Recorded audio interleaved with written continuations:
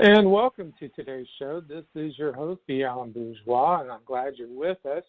We have a very interesting author by the name of Sue-Hawley who's with us. Welcome, Sue. Thank you. Glad to be here. Yeah, it's a pleasure. So we have so much to discuss. I'm not sure where to start. But let's go ahead and start with some of your background, because I think this is important to set up the book that you've written. So you are a mother of 5 adult children. Yes. You're determined not to have the empty nest blues. First off, how is that going? Great. Writing has given me an outlet to reinvent myself. I homeschooled 4 of my 5 kids. You get so pulled into that process because it's a huge responsibility, and I was very cognizant of that. And when you're finished with the last one, your days all of a sudden become extremely long because you no longer have a schedule to follow that you keep very tightly to, and you find yourself a little bit at loose ends.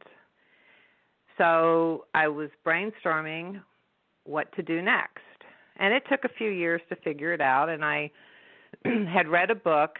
I'm an avid reader. I'd read a book that made me laugh a lot. And it was a Janet Evanovich, One for the Money. And I laughed to the point I had tears in my eyes. And I thought if I ever wrote a book, I would want to make people laugh. And I didn't think about it again for a year or two. And then one day, my one daughter, who is also an aspiring author, said, "Why don't you try to write a book?" And so I did. And while I was writing that one, which is not published, it has a lot of work that needs to be done to it, and another idea came to me, and I wrote it on a 3x5 card and put it on a cork board, and I kept looking at that 3x5 card, and so I started that book, and that is Hot Flashes, Cold Cases, and it was a lot of fun to write. I can imagine, especially since your characters are a full range of people. And especially, this is the paranormal, so you have the ghost that has come and visited you. Now, I've got to ask, okay, during your growth process, you are of that age where you did have menopause going on. So you're seeing, dealing with that menopause aspect, going to the bathroom, coming back, and seeing these ghosts. How real is that for yourself? The interesting point of that, I can't believe you asked me that question, but we live in the family home. My children are the 5th generation.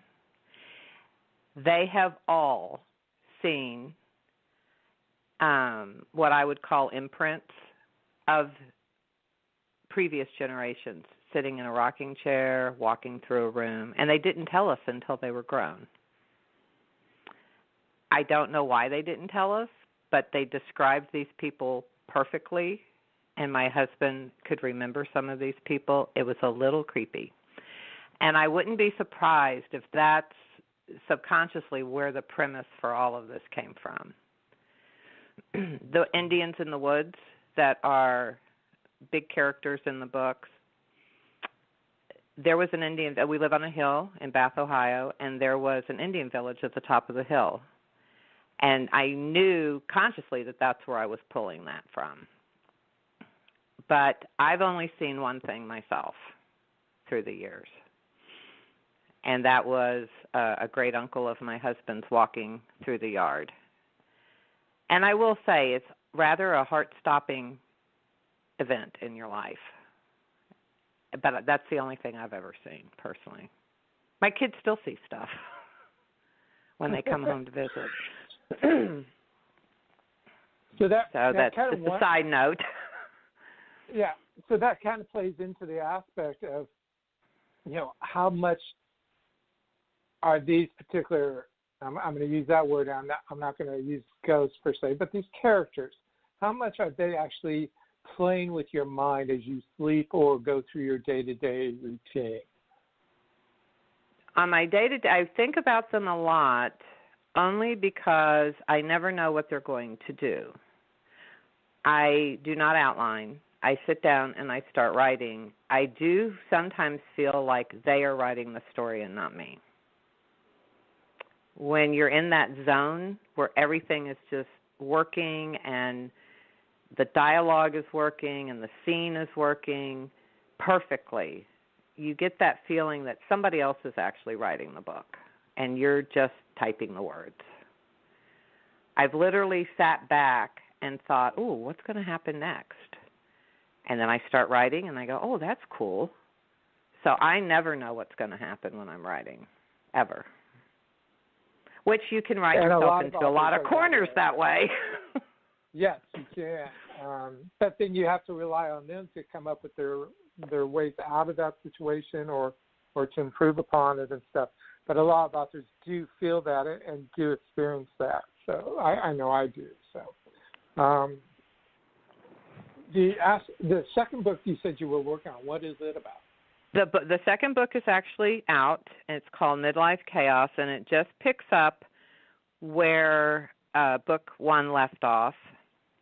Peg has a new case to solve, and there's a couple of new characters that are introduced, which I didn't see coming. And it was one of those, the doorbell rang, and I sat back as I typed that down. I thought, oh, I wonder who's at the door. And then this wonderful character came out of that. And I absolutely fell in love with her and her interaction with the main character, Peg Shaw. And as I kept writing, I realized that this was not a character just for the second book. She was here to stay.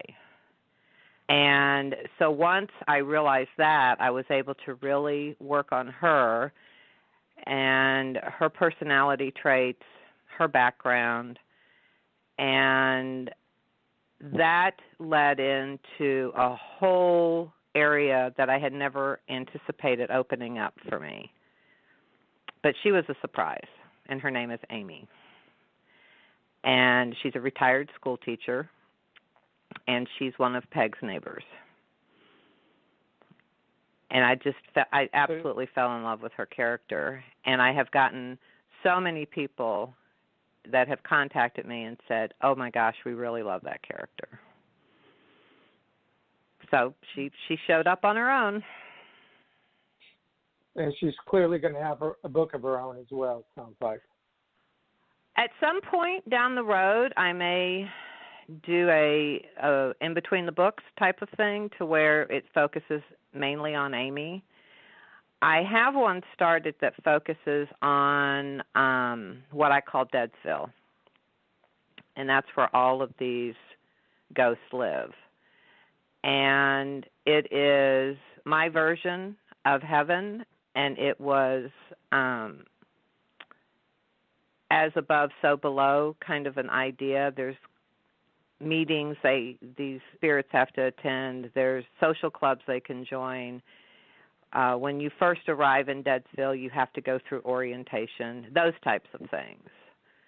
There is a hierarchy on the other side that has to be followed.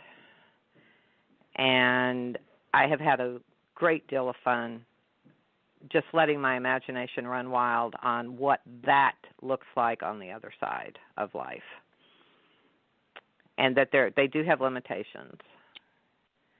They don't know everything, which is very flustering to Peg. She wants the main ghost that she deals with, Logan, she wants him to know everything because that's what gives her security, but he doesn't.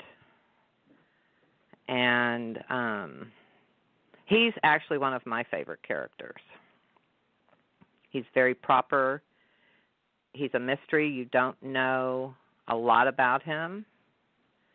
You do know that he was an Indian of great importance, a Native American here on this continent hundreds of years ago, but you don't know anything else about him.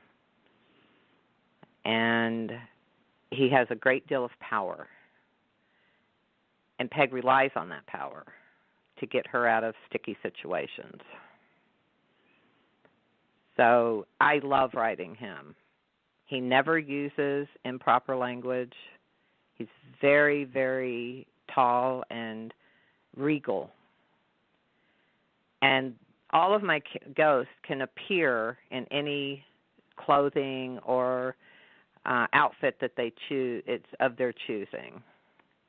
And if he needs to, he shows up in front of somebody decked out to the nines. And that is to show that he is important and he's powerful. But he's very kind, and he puts up with a lot of sass from Peg. So where does Peg get her sass? Everybody that knows me says Peg is me. I don't think I'm quite as sassy as she is, but there must be a piece of me that just pours into her, because we live in a township in Ohio, and when I run into people that have read the books, they're like, oh my gosh, you are so Peg, and Peg is so you. And it makes me laugh because I think she has more grit than I do. So are you allowing yourself to come out a little more through Peg? Oh, I think so. Absolutely. No doubt. You find yourself allowing your characters to say the things that you probably wouldn't out of politeness or the way you were raised. I was raised in Texas, and there were just certain social rules of what you did and did not say to people. It was considered rude. Peg doesn't worry about if she's being rude. And so maybe there's that piece of me that would love to blast somebody that irritates me, but I am polite, so I don't. It definitely sounds like a good way to release some of that anxiety or pent-up frustrations that we have. I know when I have written certain books, I've killed off people that have pissed me off. Yes, and it releases exactly. a lot of stress and stuff. So the characters in my book the characters in my book that I do not like, I couldn't point to one person in my life that they're based off of. They're probably a collection of people that have aggravated me through the years, and I've poured it in to two of the characters. They're dead characters, and in those two particular characters, I pour all of that, and I can feel it. I know that I'm doing it. It's conscious. It's not subconscious in any way, fashion, or form. And there's a great deal of satisfaction from making them as nasty. And yes, it is. That's exactly what it is. Well, great. We have to step away for our sponsors, and we'll be right back. Attention all ebook authors. Are you looking for the perfect place to sell your ebooks? Look no further than ebg247.com. Get your ebooks listed on our front page with a real-time royalty tracking dashboard and receive 80% of all your sales. That's ebg247.com. Why go anyplace else? No matter what your book genre or its cost, we make it the perfect place to sell your stories. That's ebg247.com. It's the web's best place to sell all your ebooks.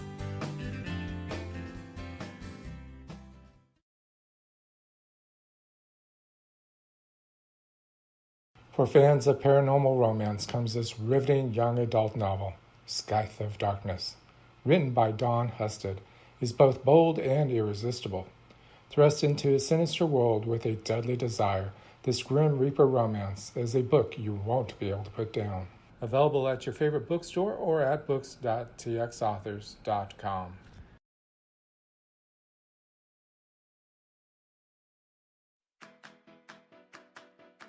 Gatekeeper Press is a full-service publishing house and distribution aggregator that prides itself on offering the highest quality self-publishing services in the industry.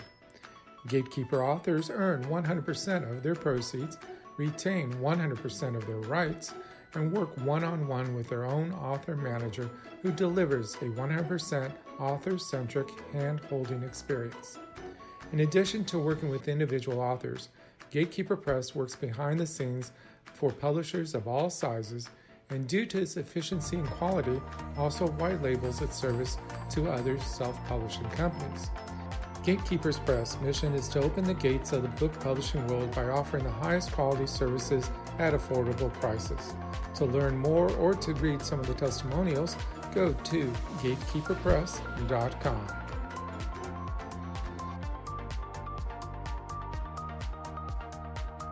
The Middle East continues to be a political hot button.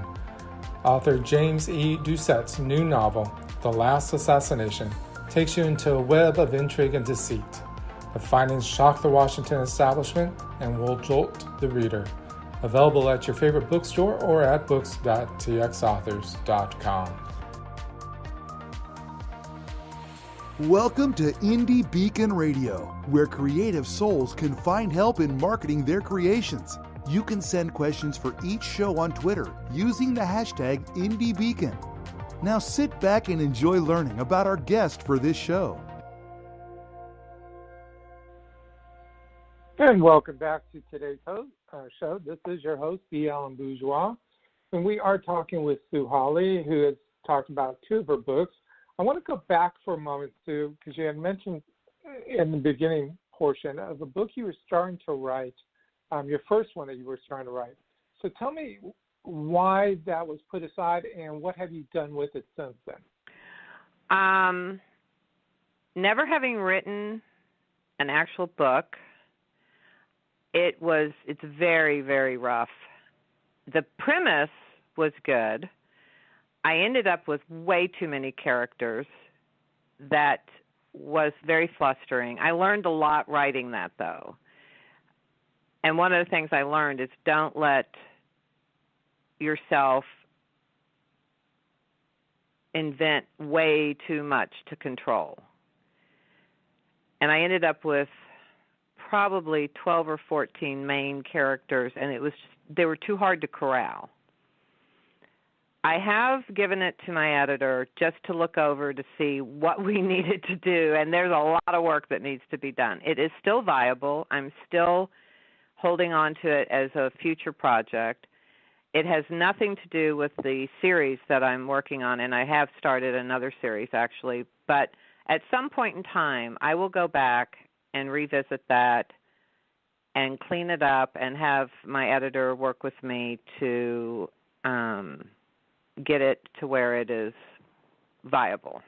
But right now, it's on the back burner as I work on the Peg Shaw series, and then I've started another series that I'm enjoying writing so much. And so do you think? Go ahead. Do you think that by starting that first book that it helped you with the series that you did finish? Oh, absolutely. I learned a lot. That's where I honed the dialogue, and I was able to keep it from wandering. As the longer you write, the more you realize you've got to keep everything in a certain order to where you don't have one character overtaking everybody else. And you start just realizing that as you're writing. It was a great exercise for me to be able to go on to the Peg Shaw series. There was just so much that I realized, and my sister reads everything as I write it, and she kept saying, this is too disjointed. She loved the story, she loved the dialogue, she loved the characters, but it wasn't a flow. There was not a flow that was comfortable to read. And so those are the things that I learned writing that book. But she's my first reader. You mentioned that you have a new series. Tell us about that. About a year and a half ago, an idea came to my mind, and I thought of writing a book about a man in the FBI that is burned out, and that he takes up a case to get his interest back in the job. And I really thought he was going to be my main character when I started it. And my dad was born and raised in Port Aransas, which is just the little island off the coast, about 22 miles north of Corpus Christi. And so I based his case down in that area. And then walks in this wonderful character that is very, very loosely based off of my grandmother. She has all of my grandmother's quirks, but she has a reason for the quirks, whereas my grandmother was just quirky. And I ended up falling in love with her, so it switched from being the main character being this FBI agent into this woman, her life, her past, how she's helping this FBI agent, and her abilities because of what she did for the government for so many years, being able to help him in the case that he has taken on for himself. And it is a lot of fun to write, and she is so much fun. And I have gotten a real kick out of her. I'm about halfway through with that first book in that series. And that hopefully that'll be out sometime next year. Cool. And with the other characters that you've had, demonstrating that they need to have their own book and stuff, do you have plans mapped out as far as when you might work on a book for them, or are they being patient or not patient? The interesting thing is one of my characters in the Peg Shaw series, his name is Bob, and he's a ghost. And he reminds me of a Labrador puppy.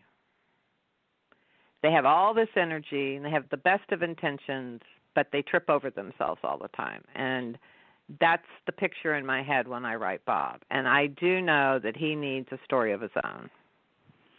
So I have started that little story with him, and I enjoy writing him. It's a little tougher when you take a side character and turn them into a main character. You have to flush them out a little bit more. And so that's what I'm working on with him. Have you thought of doing like a short story for him or some of those other characters? This would be a short story. This would not be a full-length book. This would definitely be, maybe 20,000 words versus 80, 85. And so he's definitely short story material.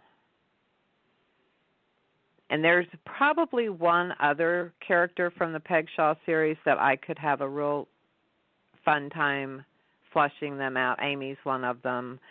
I want to leave Logan with an air of mystery about him, so I would never break out with him as a standalone, even in a short story.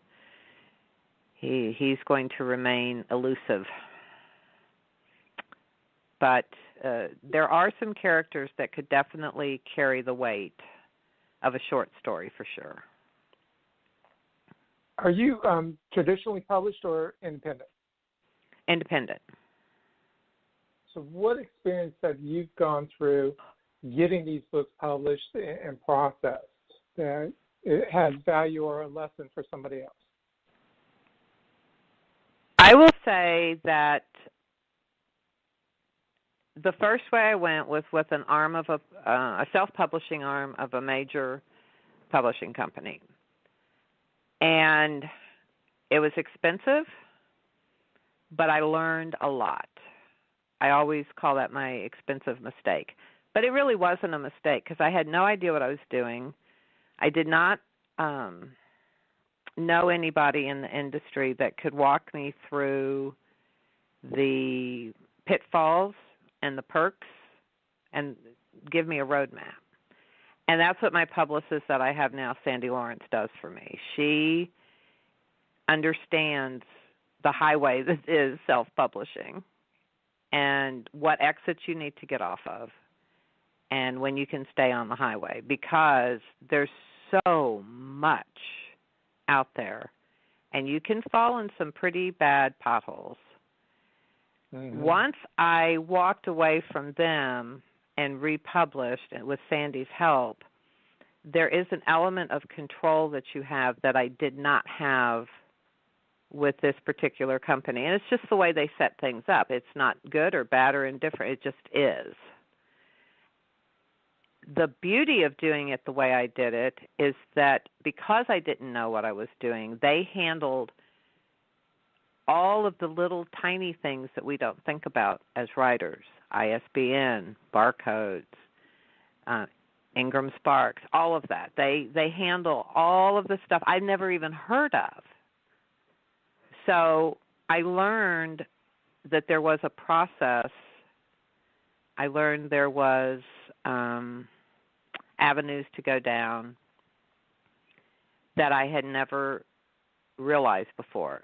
Sandy has been my lifesaver in all of this. I don't think I would be where I am today as a writer if it wasn't for her, because she's been doing this a while. She gets it. And she also keeps on top of everything else because it's constantly changing as well. Exactly. And that's the other thing, is that what was true last year isn't necessarily true this year. What was true 10 years ago definitely is not true today. So this is not, the internet has allowed especially authors to have a voice. Independent authors have a voice today that they did not have even 5 years ago. Yeah. And it's amazing. We have just about a minute left, and I want you to let people know how they can find your books and how to get in touch with you. You can go to my website, sue-hawleyauthor.com, and they're listed on there. You can order through Barnes & Noble and Amazon. And can they follow you on Twitter or any other sites? Yes, I'm on Twitter, and I am trying to learn Instagram. My granddaughter is helping me with that. Cool. Your Twitter account is sue-hawley author. Actually, the letter author, R is missing, so it's just AUTHOS. Oh, so that's interesting. HAWLEY AUTHO. Twitter does have a limit on how many characters you can have at your sign-in, your ID, so your R is missing, and that's only because of character limitation. But basically, if you did do a search for Sue Hawley, you would find her, and we do encourage you to definitely check her out and check out her website. And we thank you very much, Sue, for being with us, and we wish you the best of luck. Thank you, and thank you for having me. I enjoyed every minute of it. Texas Authors is proud to be a supporter of IndieBeacon.com, a website that supports indie authors from around the world. If you are looking for help with marketing or getting published, IndieBeacon.com can assist you. Years of experience by the founder is available to any indie author looking for help. IndieBeacon.com, a place for creative souls to find help in marketing their creations. Thank you for listening to Indie Beacon Radio, where creative souls can find help in marketing their creations. To learn more about Indie Beacon services, to be a guest on the show, or to advertise on our show, please visit our website at IndieBeacon.com.